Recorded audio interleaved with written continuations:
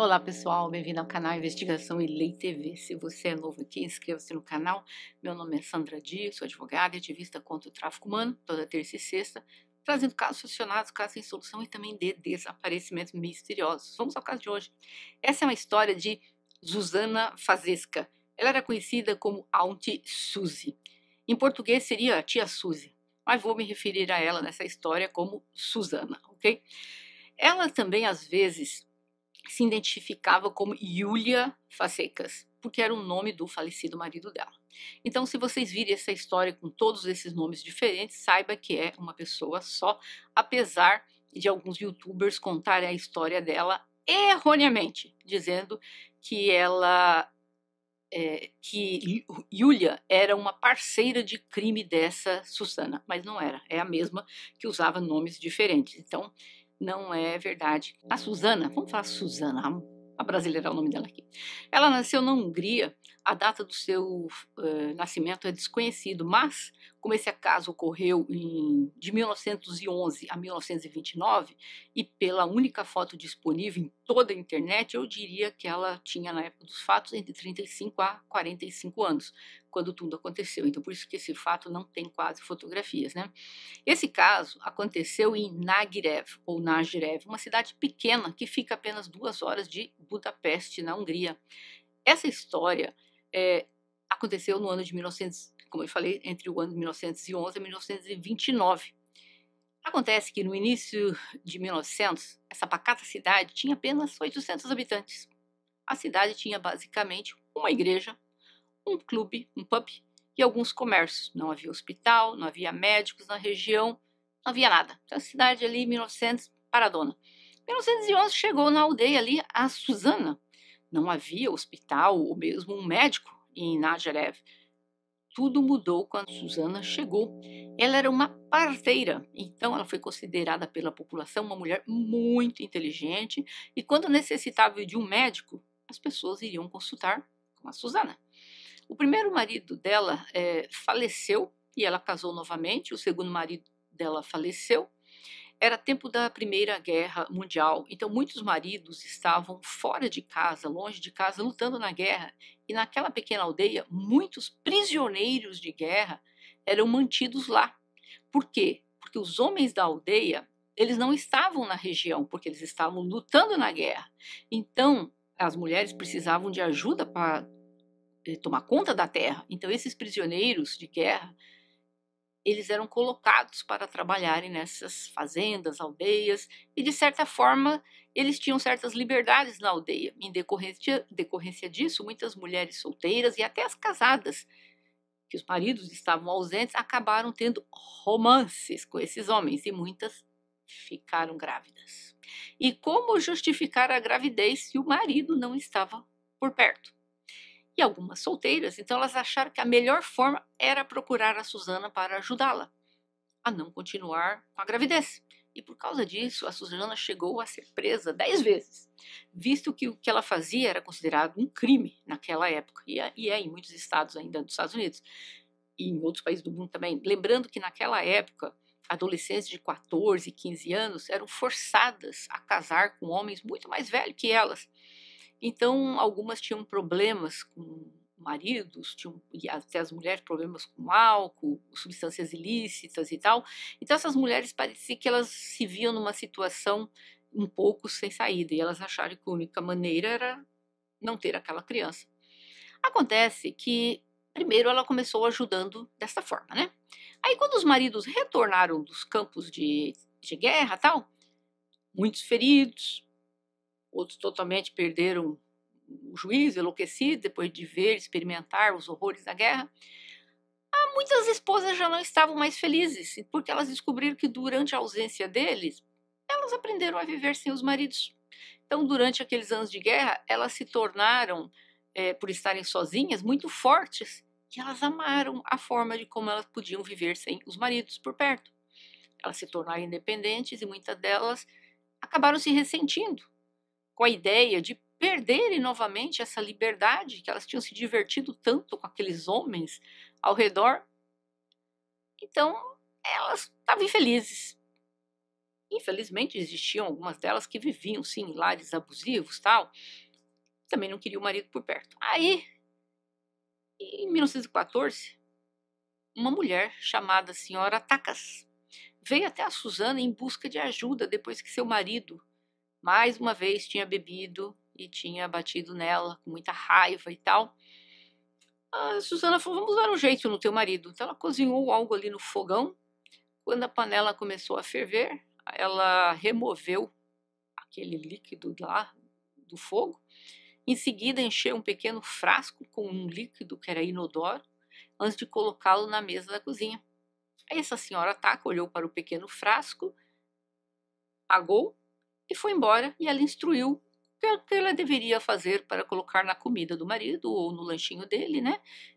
Para que ele partisse desse mundo. Então lá foi ela embora com o vidrinho, e 2 dias depois a notícia correu que o marido da senhora Taca tinha falecido rapidamente. Teve um ataque cardíaco. Aí o que a Susana fazia, o que ela fazia? Era pegava aqueles papéis que existem, né? Existia naquela época, vendiam os papéis que continham veneno para matar moscas, baratas, tal. Ela extraía aquele veneno, depois ela fervia, removia o resíduo letal e colocava em vidrinhos para vender. Com a esposa que quisesse eliminar o marido, bastava colocar umas gotas na geleia do marido e pronto, bye bye. A notícia se espalhou que a Susana tinha uma fórmula que eliminava muitos homens sem deixar resquícios de culpabilidade. E eis que muitas mulheres começaram a aparecer na sua porta, em busca da porção mágica, que as libertaria dos seus casamentos infelizes e alguns até abusivos. Em pouco tempo, a demanda era tão alta que o preço já era diferente para cada pessoa. Ela instruiu as mulheres que elas poderiam colocar essa substância sem gosto na sopa ou também no café dos maridos. E ela também garantiu a essas mulheres que o arsênico ele não era detectável, rastreável no corpo. Não isso que ela disse na época, né? A gente vai ver que isso não é verdade. Não que inicialmente houvesse alguém examinando os corpos, né? Então, os sintomas de quem ingeria isso eram dores de cabeça, pele vermelha ou inchada, náuseas, vômitos, arritmia cardíaca anormal, câimbras musculares, tal, e por aí foi. Escurecimento da pele, problemas digestivos. E em doses altas, né, em torno de 70 a 200 miligramas de uma vez, era tomar e partir dessa, né? Então, correu ali e ela começou a vender, e um tal de todo dia falecia um homem naquela pequena cidade. O que aconteceu? Muita gente estava falecendo, tudo marido jovem. Acontece que os sintomas, eles podem imitar intoxicação alimentar e até outras doenças mais comuns. Então, ninguém necessariamente questionava quando uma pessoa falecia repentinamente após ter violentas cólicas abdominais, vômito e tal. Então, os vidrinhos da Susana estavam sendo vendidos a todo vapor. E foi difícil não notar que, de repente, homens saudáveis estavam falecendo, um após o outro. Quem percebeu isso? As autoridades da cidade. As pessoas da aldeia começaram a sussurrar sobre espíritos malignos e bruxaria que estavam tirando a vida dessas pessoas. Mas essas mulheres que começaram a comprar o líquido, elas formaram um grupo que hoje é conhecido como Angel Makers. Esses Angel Makers, no século XIX e XX, eram mulheres conhecidas por receberem crianças que as famílias não queriam e deixavam essas crianças ao cuidado delas, e elas recebiam uma quantia para tomarem conta dessas crianças. Mas eu não entendi por que essas mulheres são conhecidas hoje em dia por esse nome, visto que o presente caso aqui não tem nada sobre isso de criança, mas foi o nome que foi dado para este grupo, ou seja, um grupo que criava crianças acabou transferindo esse grupo para elas, o nome, né? Ficou sem sentido algum, mas é isso que aconteceu. No início, havia umas regras para esse grupo que precisava cumprir. Em primeiro lugar, apenas mulheres casadas infelizes podiam saber sobre o grupo. No início, as mulheres solteiras e mulheres com casamentos felizes não foram informadas sobre esse produto. Os homens não podiam obter o produto, senão tiraria a vida das esposas, né? Então isso era proibido. Corria um boato que o médico legista de outra cidade era primo da Susana. Alguns relatos dizem que o legista era seu genro, outros falam que era primo. Mas esse é um daqueles pontos da história em que os detalhes não são assim tão claros, visto que essa história gerou vários livros, vários documentários, e cada um que conta uma história com detalhes diferentes. Eu estou contando com base em duas historiadoras que falaram, pesquisaram sobre esse caso, e creio que as pesquisas delas são mais completas. Enfim, os legistas estavam... dizem que o legista estava ajudando este grupo assinando atestados de óbito por causas naturais ou por alguma enfermidade, ou por alcoolismo, embora os maridos estivessem falecendo por outra causa. Então não tinha outro legista por perto, fora esse que eu falei, e ninguém nunca questionou ou prestou atenção no que estava acontecendo naquela pequena cidade. Mas aí a coisa saiu do controle. As vizinhas da aldeia começaram a procurar novos maridos, que tinham um pouco mais de dinheiro. Elas casavam e também os eliminavam. Então era um tal de direto agora. Todo dia, naquela pequena aldeia, tinha homens falecendo. E o que elas faziam? Elas ficavam com os bens destes homens. Aí aí aconteceu que a parte dessas mulheres, elas começaram a eliminar os maridos, não porque eles eram abusivos, ou porque não tinham um casamento feliz. Começaram a eliminar maridos porque tinha uma deficiência física, uma deficiência mental, ou se achava que o marido era um fardo, porque por algum motivo de saúde não podia trabalhar. E dizem também que até mesmo crianças que estivessem nessas condições, elas estavam usando esse líquido. Como falei, muitas faziam por ganância e outras por conveniência. Elas não cumpriam mais as regras da fabricante, digo assim. Uma mulher chamada Marie Cardos, ela tirou a vida do marido dela. 5 anos depois, a vida do amante dela e dos 2 filhos doentes dele. Outra mulher chamada Frau Palinka percebeu que o uso do produto era eficaz e ela se livrou dos pais, dos 2 irmãos, da cunhada e da tia. Isso tudo para ela conseguir uma casa, 2 acres e meios de terra. Olha o tanto de gente que ela eliminou. Houve uma outra mulher, Maria Cardos, que eliminou o marido, que era cego, depois que ele reclamou que estava tendo... Ele acusou, né, que ela estava traindo ele com outro homem e tal. 24 horas o marido dela faleceu. Maria Zente, ela tirou a vida do marido porque ele sempre fazia o que queria. Ela disse isso, ele sempre faz o que ele quer. Pronto. Umas gotinhas aqui para você. A Rosalie Sebastiani e a Rose Roiba disseram que os homens simplesmente as entediavam. Gotinhas neles também. A Takis Josifer eliminou o marido porque ele era alcoólatra. A Balince Sordas tirou a vida dos 5 filhos e do segundo marido porque eram pobres demais e ela não tinha como alimentá-los. Gente, era um homem todo dia sem parar de falecendo naquele local.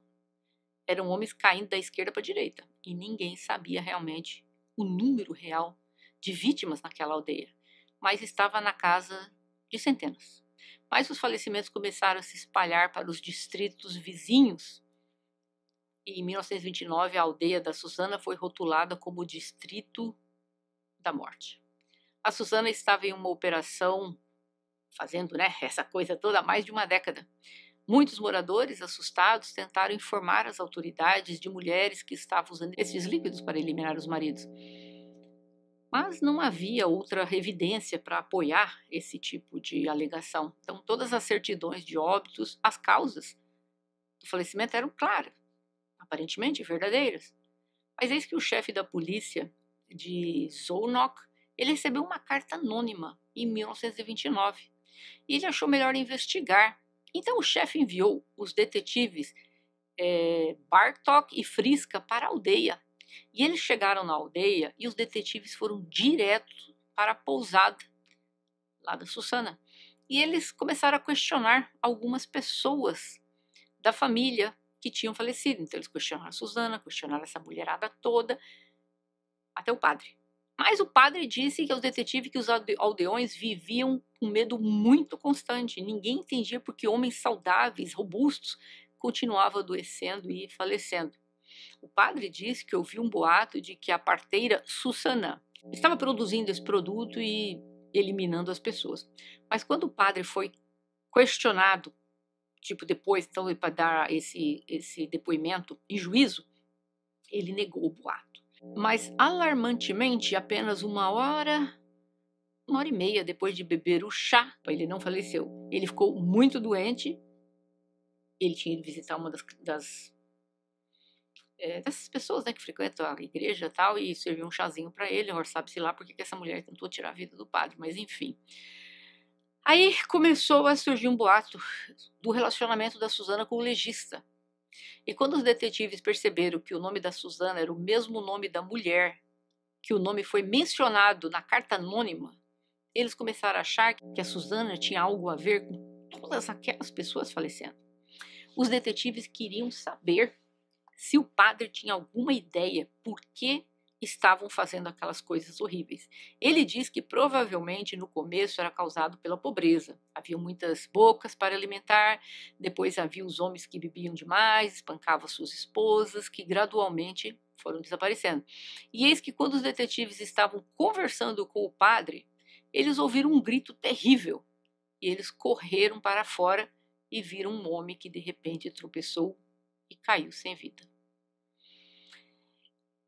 Era o mesmo homem que disse aos detetives que eles deveriam visitar a aldeia. Os detetives estavam convencidos de que o povo daquela aldeia, eles estavam em risco. Os detetives foram na casa da mulher que deu o líquido que causou o falecimento do seu tio. E ela confessou que também eliminou o pai e a mãe. E continuou citando várias outras mulheres que tiraram a vida dos maridos. E claro, o nome da Susana caiu nos ouvidos da polícia. Ela foi presa juntamente com 6 outras pessoas. Todas elas mantiveram a sua inocência. Enquanto isso, essa mulher que contou tudo aos detetives, ela retirou toda a confissão dela depois, alegando que ela havia sido forçada a falar tudo aquilo. E aí, a polícia não tinha nenhuma outra evidência para provar o caso. Mesmo depois de revistar as casas das mulheres, no final a polícia não teve outra opção a não ser deixar todas aquelas mulheres acusadas em liberdade, exceto a que confessou que tirou a vida dos tios e do pai. Em 1937, saiu em um jornal que o padre local disse aos detetives, abre aspas, os camponeses supersticiosos têm medo dela. Eles acreditam que ela tem poderes sobrenaturais, que sua capacidade oficial como enfermeira e parteira lhe dá acesso a todas as famílias e que ela domina todo o distrito. Homens dessa aldeia são completamente dominados pelas mulheres. Todos os homens temem pelas suas vidas. Fecha aspas. Após a polícia descobrir o que estava ocorrendo na vila, então a Susana começou a ir na casa das ex-clientes dela para alertá-las. Elas não poderiam falar nenhuma palavrinha sobre o que elas fizeram, mas os detetives estavam seguindo a Susana e anotando o nome de cada família que ela visitava. A Susana disse a essas mulheres que o arsênico nunca poderia ser detectado. Mas uma mulher da aldeia foi até a capital para visitar uma farmácia. Ela foi ver lá se poderia se encontrar vestígios do arsênico no corpo de uma pessoa que havia falecido. O químico respondeu que sim, que o produto poderia ser encontrado em um corpo até anos após o falecimento.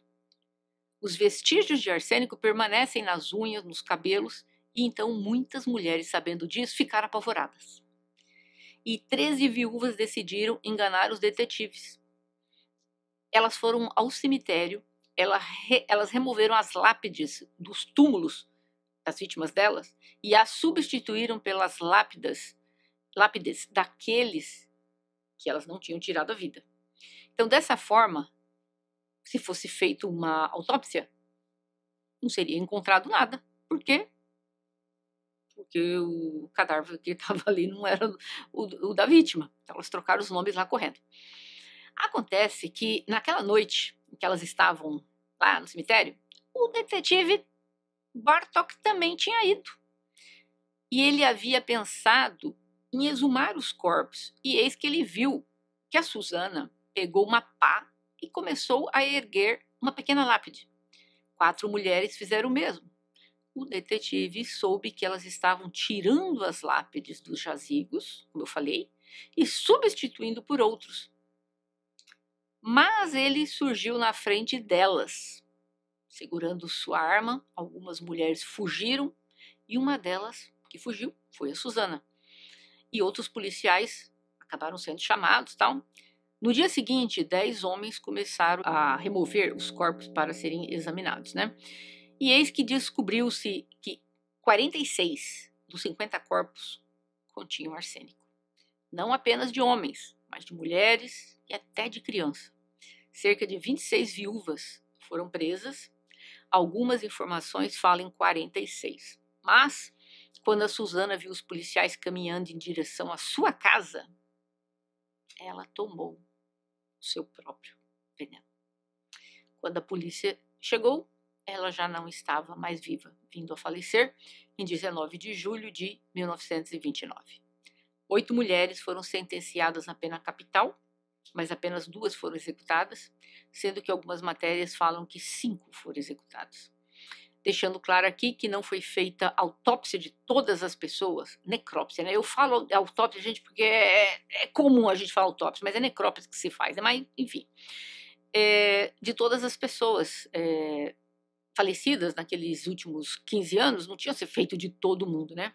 O que eles fizeram, as pessoas que eles fizeram, né, acabou ali dando tudo positivo. Então, estima-se que o número fica entre 150 a 300 pessoas. Olha isso.